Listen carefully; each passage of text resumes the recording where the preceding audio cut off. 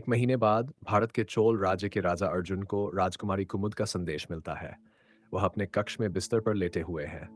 सुमन, जो उनकी छाती पर सिर रखकर सो रही है, गहरी नींद में है। राजा अर्जुन के हाथ धीरे धीरे उसकी पीठ पर घूम रहे हैं। उनके बीच का ये पल दुर्लभ था, क्योंकि सुमन एक सामान्य दासी होने के बावजूद राजा के बिस्तर पर सोने का विशेष अधिकार रखती थी। राजा अर्जुन बिस्तर की टेक से टिके हुए हैं। उनकी आंखों में हल्की सी थकान और होंठों पर हल्की मुस्कान है। वह सुमन को देखकर सोचते हैं कि उसे और आराम करने देना चाहिए, क्योंकि उसने पहले बताया था कि वह आज अच्छा महसूस नहीं कर रही है। उसकी बात का ख्याल रखते हुए राजा पास रखे गिलास से मदिरा का एक घूंट लेते हैं। तभी उनकी नजर पास की मेज पर रखे एक पत्र पर पड़ती है। ये पत्र उन्हें सुबह ही मिला था, लेकिन उन्होंने उस पर ध्यान नहीं दिया। कक्ष में आते ही उन्होंने इसे मेज पर रख दिया और सुमन को बुलाया, ताकि दिन भर की थकान दूर हो सके। सुमन के साथ वह पल मसाज से शुरू हुआ, लेकिन अंतरंगता में बदल गया और राजकुमारी खुमुद का संदेश उनके ध्यान से छूट गया। अब जब सुमन उनके पास गहरी नींद में है, तो वह पत्र उठाते हैं। उत्सुकता और अनिच्छा के मिले जुले भाव के साथ वह मोहर को देखते हैं। पत्र पर भारत की राजसी मोहर थी, और इससे उन्हें 13 साल पहले का एक वादा याद आ गया। उन्होंने पत्र खोला और पढ़ना शुरू किया। जैसे जैसे वह पत्र पढ़ते हैं, उनके होंठों पर एक हल्की मुस्कान आ जाती है। तो ये भी बाकी राजकुमारियों जैसी ही निकली, जो मुझ पर मोहित हो जाती है। वह सोचते हैं। इस तरह की चिट्ठियां और ध्यान उन्हें कभी आकर्षित नहीं करते। इसके बजाय वह मासूमियत और सादगी की प्रशंसा करते हैं, जो बहुत कम लोगों में पाई जाती है। राजा अर्जुन को वे दासियां नापसंद है, जो उनसे नजदीकी बनाकर अपनी स्थिति सुधारने का प्रयास करती हैं।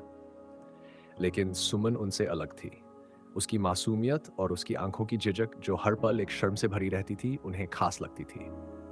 पत्र पूरा पढ़ने के बाद उनकी मुस्कान धीरे धीरे फीकी पड़ जाती है। वह पत्र को बिना किसी रुचि के एक ओर फेंक देते हैं। उन्हें एक और राजकुमारी की प्रशंसा में कोई दिलचस्पी नहीं थी। उनके विचार वापस सुमन की ओर मुड़ जाते हैं, जो उन्हें हर किसी से अलग लगती है। वह सुमन की गर्दन पर अपनी उंगलियों से हल्का स्पर्श करते हैं। उसका स्पर्श अधिकारपूर्ण लेकिन कोमल था। धीरे से वह फुसफुसाते हैं, तुम इतनी मासूम कैसे रह सकती हो सुमन? मैंने कई महिलाओं के साथ समय बिताया है, लेकिन उनमें से कोई भी पहली बार के बाद मेरी रुचि नहीं जगा सकी। पर तुम हर बार नई लगती हो। उनके शब्दों में सम्मान और गहरा लगाव था। सुमन की मासूमियत, उनकी आंखों में शर्म और उनके प्रति आदर, यह सब कुछ उसे खास बनाते थे। जैसे ही वह सुमन के साथ और वक्त बिताने की सोचते हैं, तभी उनके पिता राजा केशव का एक संदेश उनके पास आता है।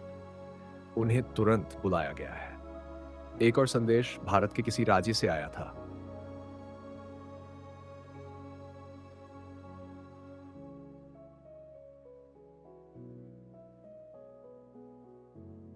राजा अर्जुन ने गहरी सांस ली।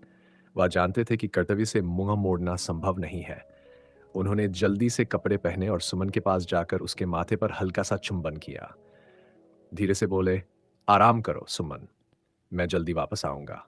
कक्ष से बाहर निकलते हुए उन्होंने दरवाजे पर खड़े सैनिक को सख्त आवाज में आदेश दिया, ध्यान रखना, इस कमरे में कोई ना आए। सैनिक ने सिर झुकाकर हामी भरी।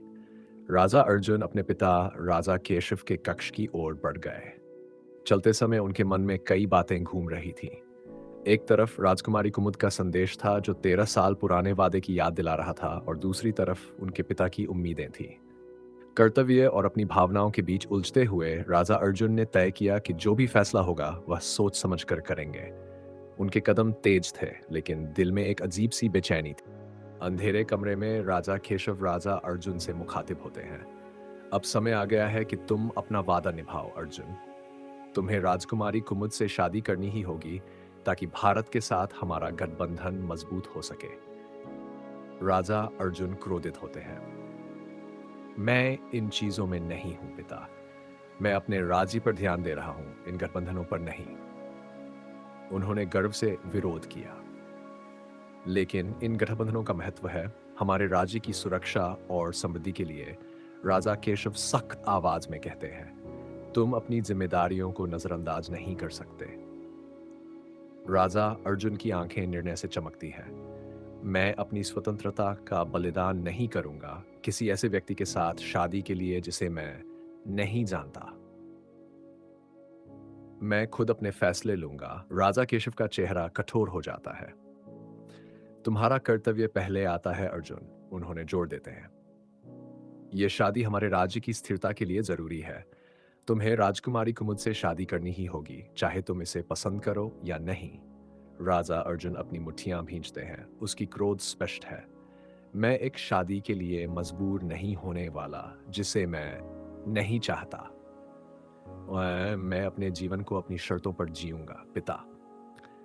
यह तनावपूर्ण आदान प्रदान जारी रहता है क्योंकि पिता और पुत्र कर्तव्य, परंपरा और व्यक्तिगत स्वतंत्रता के में संघर्ष करते हैं। कोई भी पीछे हटने के लिए तैयार